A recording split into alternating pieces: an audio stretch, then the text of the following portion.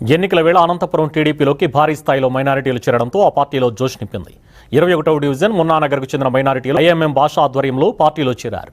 MLA అభ్యర్థి దగ్గుపాటి వెంకటేశ్వర ప్రసాద్ కండువాలు కప్పి పార్టీలోకి ఆహ్వానించారు. మైనారిటీలకు ఎప్పుడూ టీడీపీ అండగా ఉంటుందన్నారు దగ్గుపాటి వెంకటేశ్వర ప్రసాద్. అధికారంలోకి వచ్చిన వెంటనే మైనారిటీలకు 20 ఎకరాలు కేటాయించి ఇళ్ల పట్టాలతో పాటు ఇళ్లు నిర్మించిస్తామన్నారు. ముస్లింలకు 4% రిజర్వేషన్ల అంశం సుప్రీంకోర్టు పరిధిలో ఉంటుందని ఎవరూ అడ్డంకులు సృష్టించలేరని స్పష్టం చేశారు.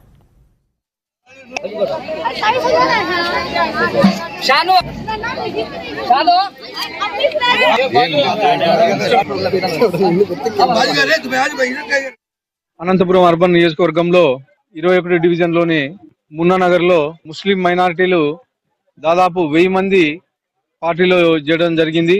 దగ్గర 1000 మందిని పార్టీలో ముస్లిం మైనారిటీలని ఇక్కడ చేర్పించడం జరిగింది. మా మేనిఫెస్టోలో ముస్లిం మైనారిటీలకి క్లియర్ గా హజ్ యాత్రకి ₹1,00,000 సబ్సిడీ మెన్షన్ చేయడం జరిగింది. అలాగే దుల్హన్ పథకం కింద ₹1,00,000 ఇస్తున్నారు.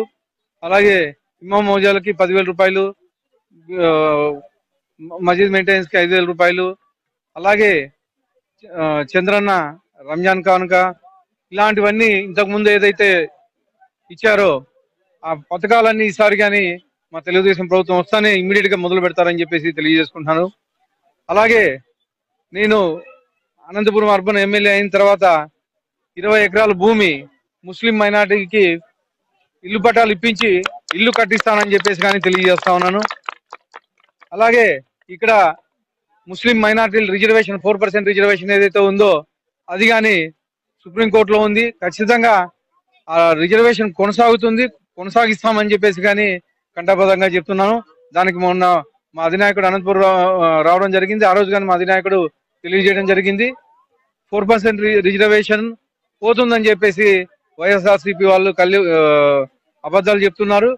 4% కంటిన్యూ అవుతుంది.